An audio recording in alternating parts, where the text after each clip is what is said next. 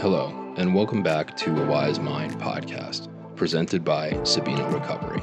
Today, we'll be discussing some tools and resources available during those first critical steps of pursuing recovery for yourself or a loved one. I'm joined by Stacy Plaisance of Intervention Help, who will be sharing some of her professional insight on this topic. I'm Stacy Plaisance from Seattle, Washington, own Intervention Help. I'm a person in long-term recovery, been in recovery myself for 21 years from substances, and I've been in treatment multiple times myself. Also have a pretty significant family history of mental health and substance use. So for me, doing this work is personally important, but also, really was able to realize through my own journey individualized needs of clients and families, and the concierge work that I do now really is something that I feel like was lacking in the field when I first started. So I started in the field of substance use back in 2004. I started as a tech in a residential program and then moved into my internship and got my substance use credential. I worked as a primary counselor in a program for about 12 years. And with that work, worked in adolescent, women's groups, men's groups, relapse prevention with Terrence Gorski, and then moved into family programming and counseling.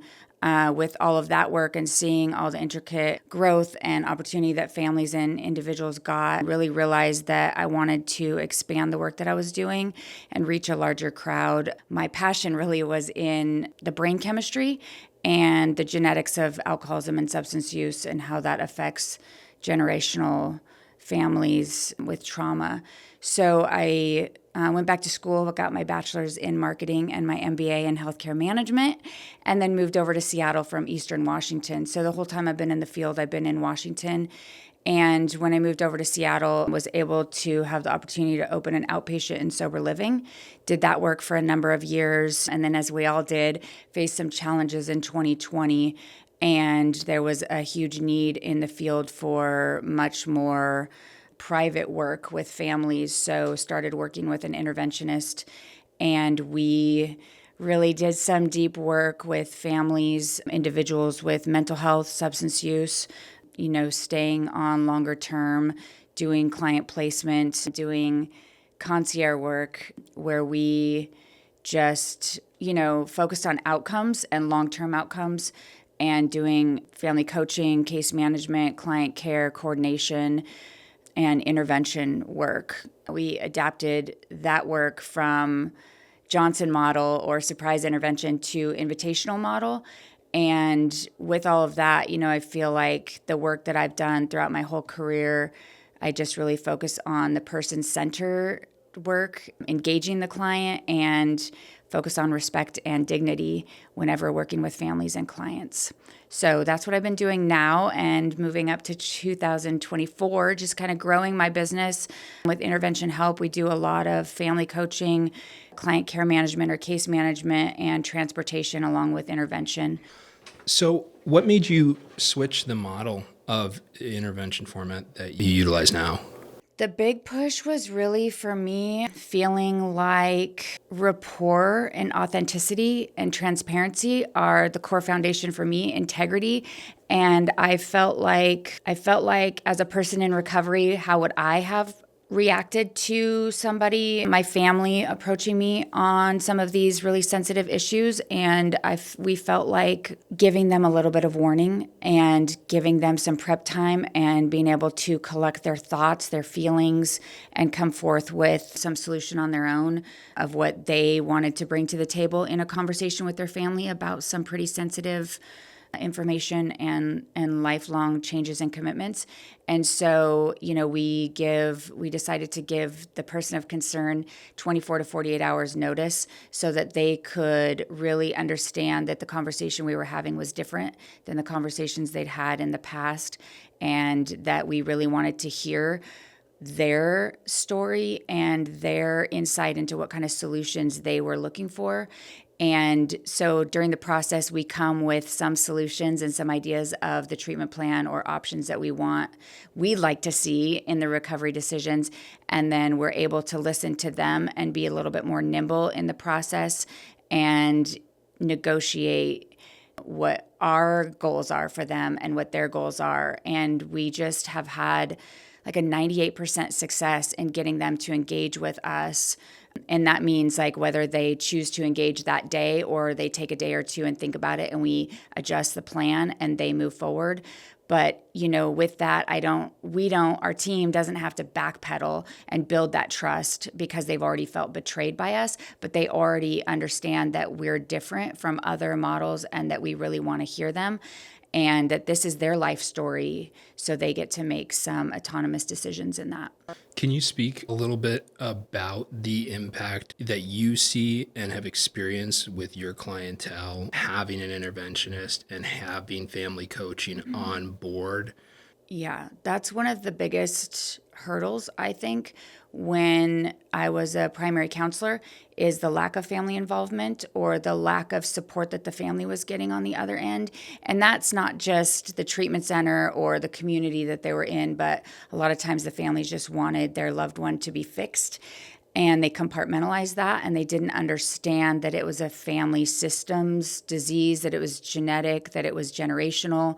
And so whenever I work with a family, I get them to commit to doing their own work and hold them accountable to that before we even move forward in the next step of agreeing to work together. And what I've seen with that, that was one of the bigger things in the beginning when we started doing intervention was we would do some simple direct family coaching, but we started to see more successful outcomes when we increased that support, having two of us involved with each family intervention so that we had one professional working specifically with the family and one working with the client. That also helped the client feel like they had their own advocate, and then it supported the family in them being able to be held accountable to their own resources. So doing a weekly call, having concierge direct access to a professional to get support, coaching them on pausing when reacting to the person of concern, giving them resources of private therapy, doing support groups with them, giving them access to support groups. So what happens is when the client is in treatment and there's a road bump in treatment, then, the family immediately leans on the professional to get some support, get some direction, create their own boundaries, create that script or change the script that they've fallen into so often with the person of concern. I really believe a lot in the Cartman triangle where, there's a lot of scripts going on with the loved one and the client. And what does that look like and how does that show up and what's their default communication style?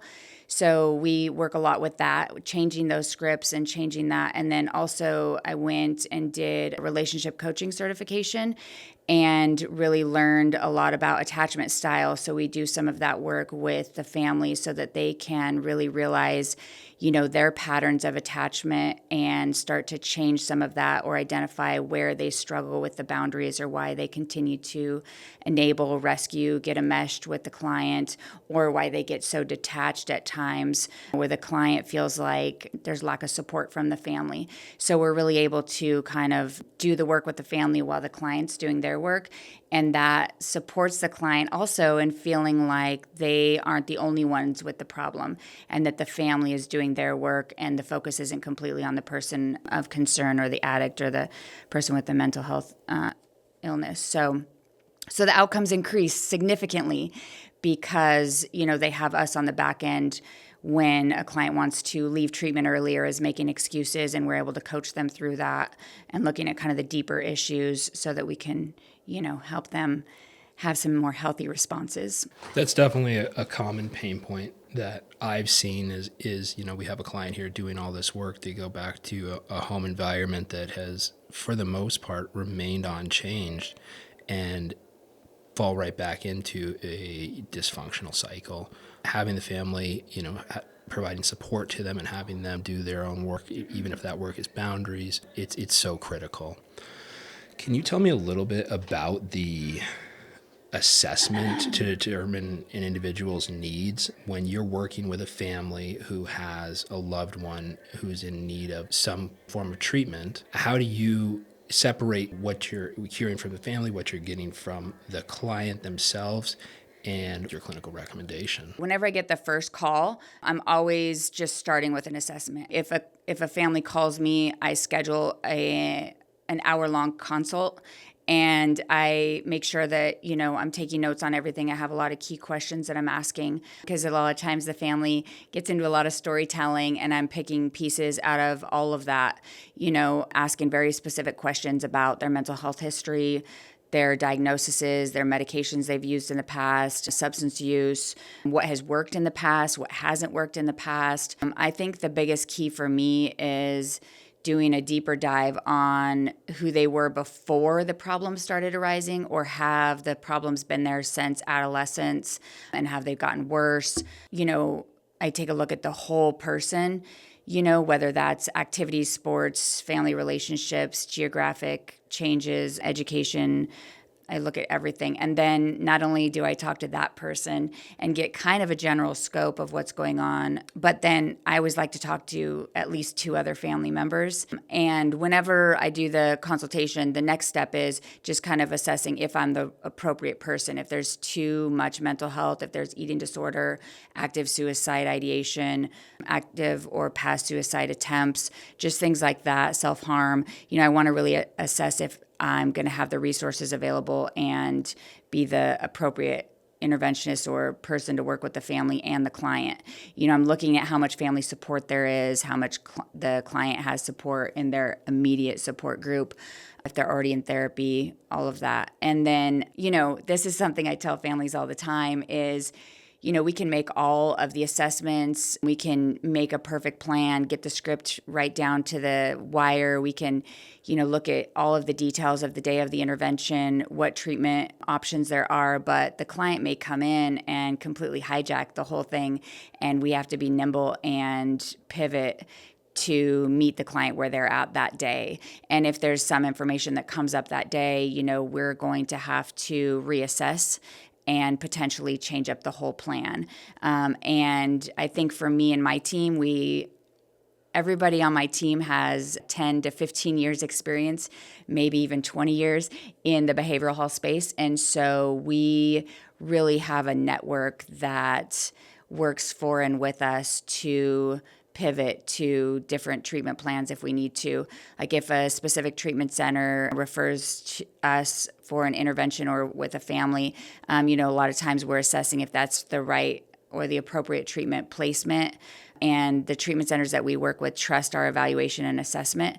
So if something comes up, they know that we're going to make sure that that client is the best fit for them, or we're going to make sure that they are assessed and placed in the right treatment center. That's actually one of my pet peeves, is when a client isn't placed appropriately. I really want to make sure that, honestly, if you go back to the root of alcoholism, substance use, chemical dependency, mental health, addiction, anxiety, all of that, the core stuff is, a lot of the core messaging is not good enough, hopeless, helpless, there's no hope for me, and nobody understands me.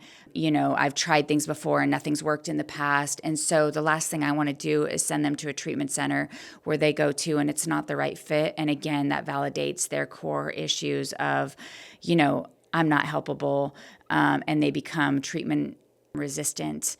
And so for me, I want to make sure that it's the appropriate treatment placement. And so, I do a lot of assessing and reassessing through the process, that from the second I get on the phone with the family to all the way up to the time that we're getting in a car, getting on a plane and heading to treatment. I want to make sure that it's the appropriate placement.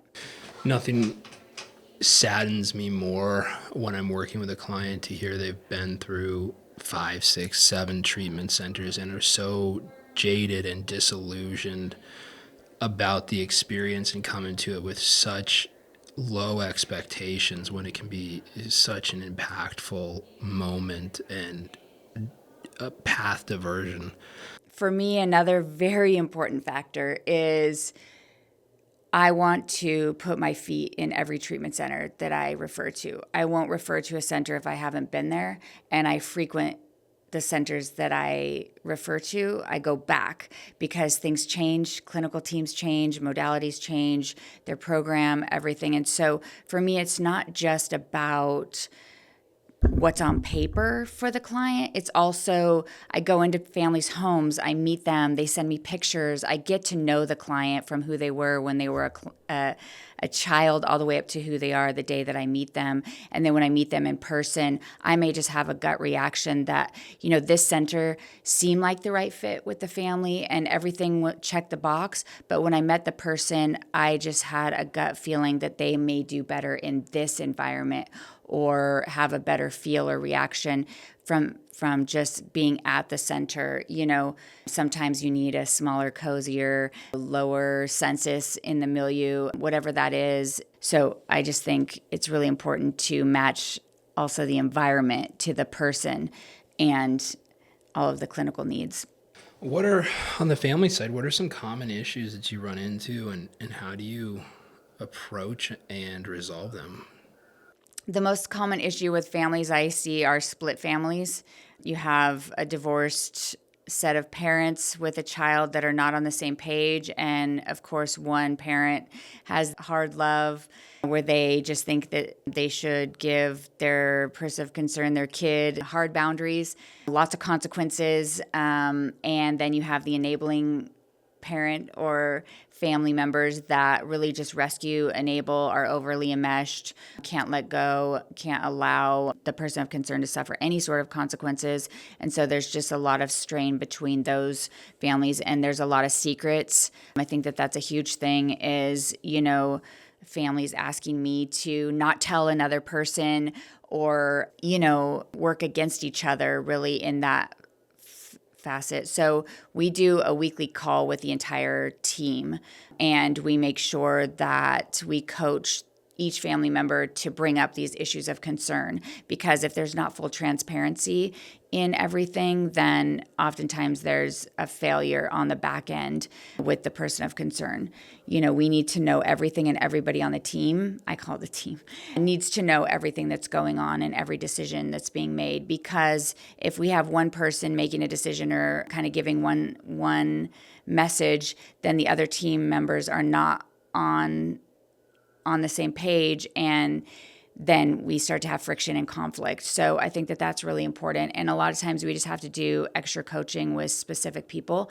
A lot of times on the first team call, we're taking a step back and just watching the dynamics between other family members so that we know how to approach each team member during the intervention and throughout the process. So I think that that's a huge thing. I think the other thing is really looking at the mental health history of each of the family members. And so, what are the resources that we're going to give those family members? And then just knowing how much involvement each of those family members is going to be with us throughout the process. You hit on a pretty unique situation that I've not come across or given much thought to, but I could see it being just terribly insidious to the recovery of the family and the patient. You have, let's say, a dad who's, tells you the client, had a relapse, but let's not tell mom because, she's just going to lose hope, or for whatever reasons they have. How do you handle that? That's a really good question. So I just had a case like this actually this week. Let's say that a client relapses and he tells dad, or dad called him and he was slurring his words, and it was pretty obvious that the client relapsed, and then they tell me, but dad says to me, don't tell mom, it's going to really upset her, it's going to throw her over the edge, she's having a hard enough time. For me, I like to work in transparency, but then I also work to empower the addict or the client to communicate the relapse to their family and loved one themselves. Like, if Joey came to me and said, oh man, don't tell my parents I relapsed, I'm going to say, I'm not going to tell him, you are. And so I work with him to, start to do a deep dive on what happened in that relapse, going back to the core issues that showed up, going back to 3 days ago when he saw his kid and he had to say goodbye and the kid didn't even, cry or whatever. And that really started to saturate his heart or whatever, where he, started to have a ton of shame and went into a full shame spiral and ended up drinking, whatever the stressor was, right? We do a deep analysis on that and then move forward on what his recovery plan looks like, where he's lacking, where we can give him more support, where he needs to advocate more for himself, or areas that he hadn't addressed. And so then I work with him on communicating with his family and letting them know about the relapse and the insight that he gained from that, and then moving forward on what he's doing as a result of that. And so in that, we're able to crisis manage the parents, both parents, or the husband or wife, or whatever the support system is. We're able to really manage that and work with the family members to let them see the progress. And I think that that's the most important thing, is taking a look at the small incremental wins throughout this process with the addict and the family members.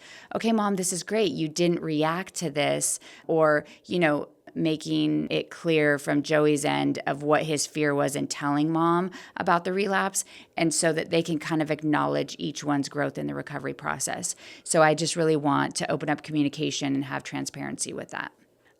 Intervention Help is up in Seattle, Washington. We have a team of individuals that work with clients all over the country, mostly on the West Coast, but we do a lot of video interaction, and we go down and see our clients in person, or we meet in person. We do sober monitoring, we do family coaching, care management, client placement, resource management, invitational style intervention, and we really customize each plan with the families and the loved ones once we have that initial consult and conversation. So that's it. Stacy, thank you so much for joining me today, and I'm just so thrilled that families have an ally like yourself to help them along on what is a very difficult but worthwhile journey.